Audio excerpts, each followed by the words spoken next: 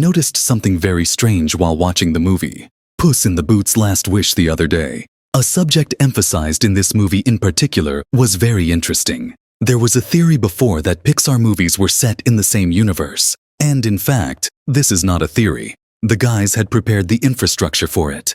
However, when we look at Dreamworks, Dreamworks is no less than Pixar. They do not show companies that are as interconnected as Pixar, but they still constantly emphasize the ongoing struggle between humans and animals. Now, the detail that caught my attention in the Puss in Boots movie was this. In the movie, it was announced that except for Puss in Boots and certain animals, none of the other animals could talk.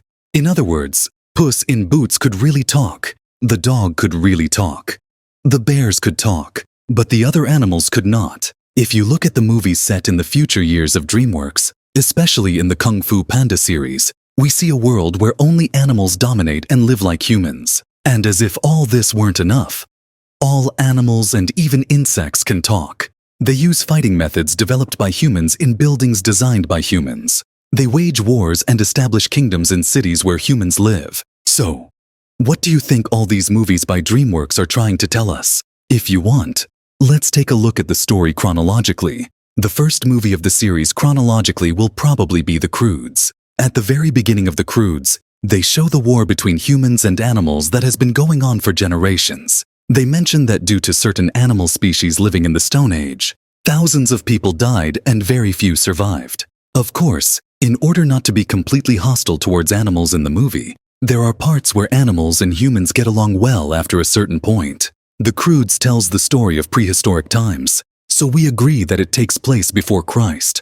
However, when you look at other Dreamworks movies, the war between humans and animals is not over yet. If we consider dragons as animals, the Vikings were also in big trouble with dragons. The dates between the 8th and 11th centuries AD were accepted as the Viking Age. In these ages, it was much easier to get information about history, because thanks to the inscriptions and ancient ruins, it is possible to find many sources about the ongoing war between humanity and dragons.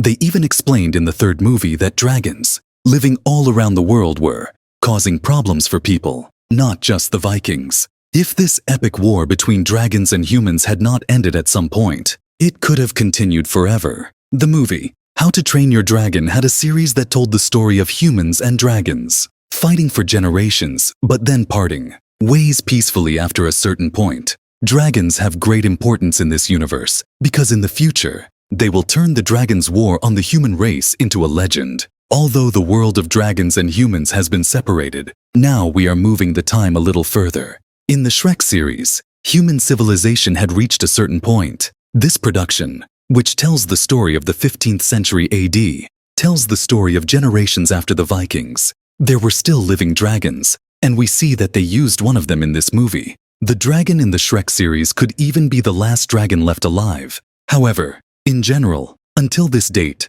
we see that dragons could not talk and only humans could, due to the witchcraft and sorcery movements that emerged in the 15th century. It does not escape our attention that certain animals such as donkeys started to talk. In the Shrek series, not only donkeys, but also cookies and even a puppet could talk and move. In fact, Shrek movies generally touch on subjects such as sorcery and magic. When we look at real history, we can see that the 15th century was very popular in terms of witchcraft and sorcery. In fact, what gives animals intelligence and makes them talk seems to be the spell cast on them. The donkey's previous owners sold him in exchange for magic beans. He was later given to an evil witch. Until the donkey actually spoke in the first movie, no one believed that an animal could talk. Probably the only reason why certain creatures in the series can talk is because of the spell cast on them. The importance of this will become clear in the coming years. Well, friends, I want to get to the result directly so that the video is not boring. Therefore, it is time to go to the 21st century. In the 21st century, we see that certain creatures can talk, communicate with each other, but cannot communicate with humans.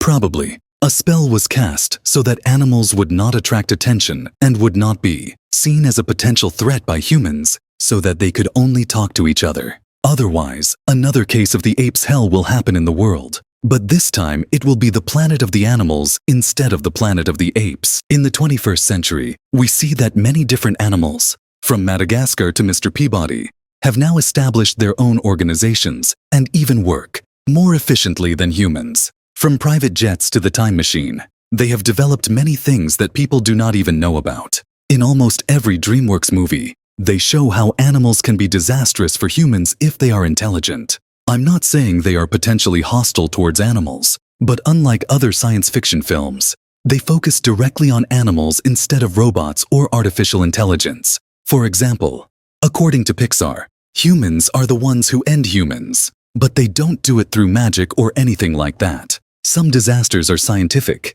and some disasters are completely related to the waste of resources. Such logic is not used in Dreamworks, and in the future, animals will most likely become even more dominant.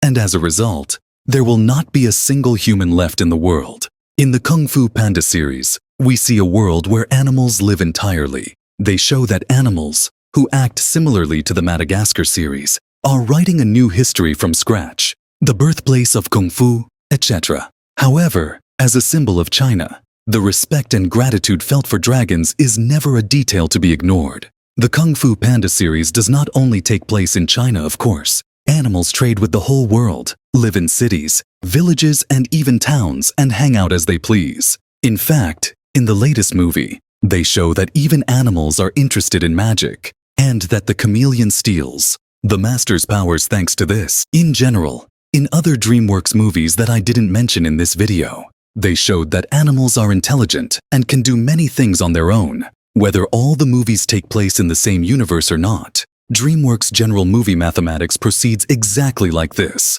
For example, in the movie The Wild Robot, people were afraid of animals. Now, whatever disaster happened, people were living on their own, in a very different ecosystem.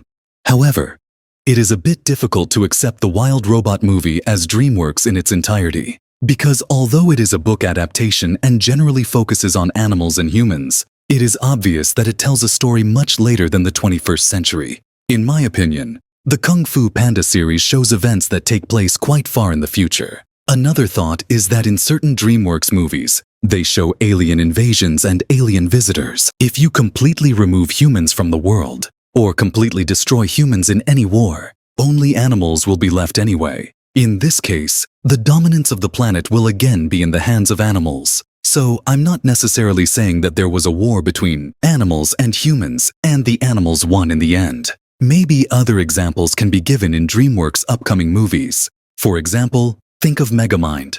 Characters like Megamind and Metroman also came from space. Megamind also had a talking fish. So it is possible that extraterrestrial threats could also weaken the human race and make them extinct. In the movie The Wild Robot, we don't know who crashed Roz's ship. So, when you look at it in general, there are three big factors that could change the balance of power in the world after the 21st century: humans, aliens, and animals. As a result, we haven't watched a production that has a more future than the Kung Fu Panda series. As a result, we can't say that all Dreamworks movies take place in the same universe, because there is not as much concrete evidence as in Pixar.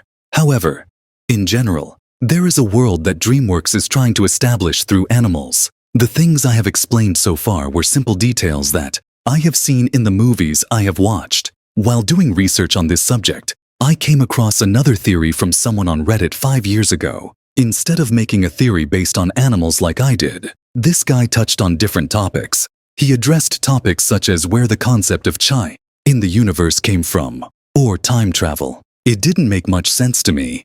But as I said, I think Dreamworks' sole purpose is to create a world where animals live. In their own fictional universe, we see that they have somehow managed to do this. It is not as successful as Pixar, but I have wanted to talk about this subject for a long time. And today it happened. Well, friends, I hope you like the content I have prepared. If there are other videos you would like to see, don't forget to write them in the comments.